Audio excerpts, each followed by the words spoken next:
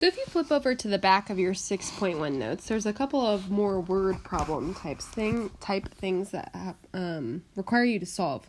So if you look at letter A, it says, a fire truck has an 84-foot ladder extended against a building, forming a 55-degree angle with the top of the truck. The truck is 8 feet tall. The firefighters are trying to reach a window that is 75 feet above ground. Will they be able to reach the window using the ladder set at this angle? As you can tell from reading that, you are going to have a heck of a time if you don't draw a picture when you're given a problem like this, okay? So, what's happening here? And you know there's going to be some sort of right triangle in your picture, so keep that in mind.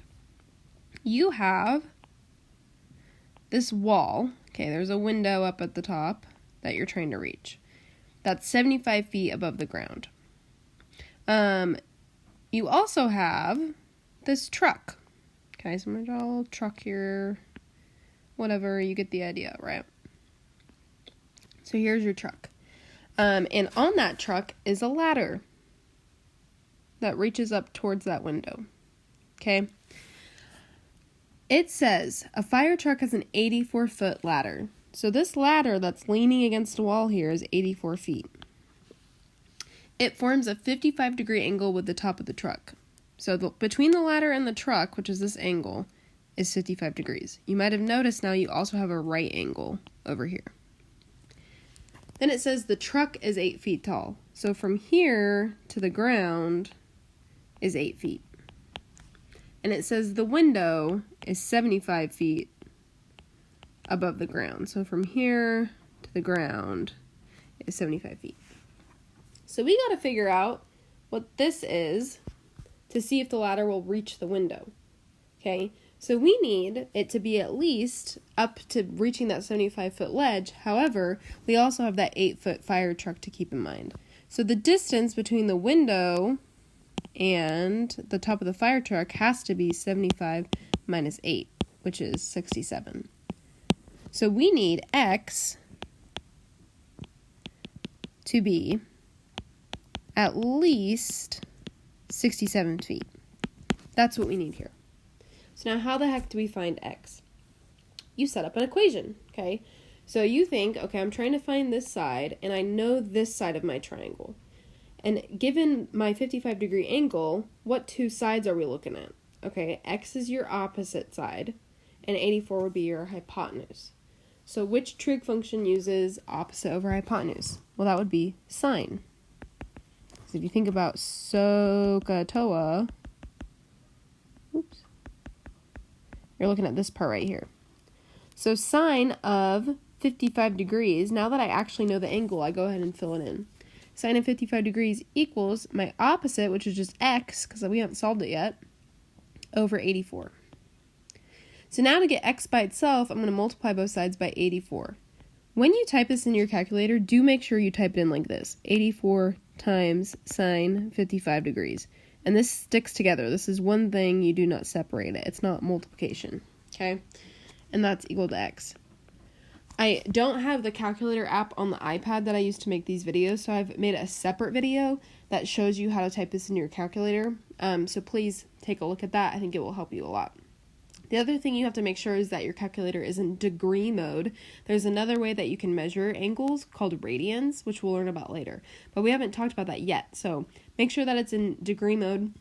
If you don't have that, or if you get a different answer than me in just a moment, it's probably in radian mode. So watch the other video so you can see how to change that.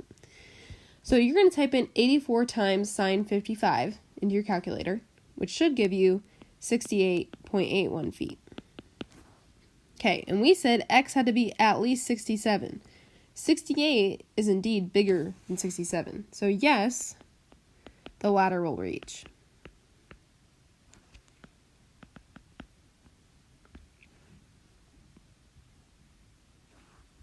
So that's that problem. That's all you got to do there.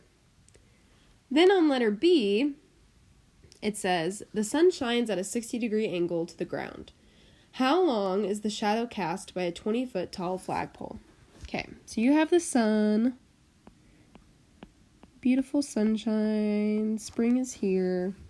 And it shines, so between straight to the ground. Wow, that was a terrible line. straight to the ground, and where it's shining, okay, this is at 60 degrees. Okay, pretend like the sun is setting or something. So 60 degrees to the ground. How long is the shadow cast by a 20-foot tall flagpole? So you have a flagpole here that's 20 feet tall.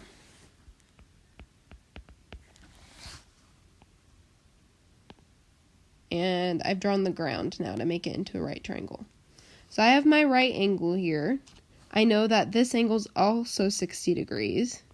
Okay, if the sun's shining at 60 degrees, it's still shining at 60 degrees once it hits the flagpole. And I know the flagpole is 20 feet tall.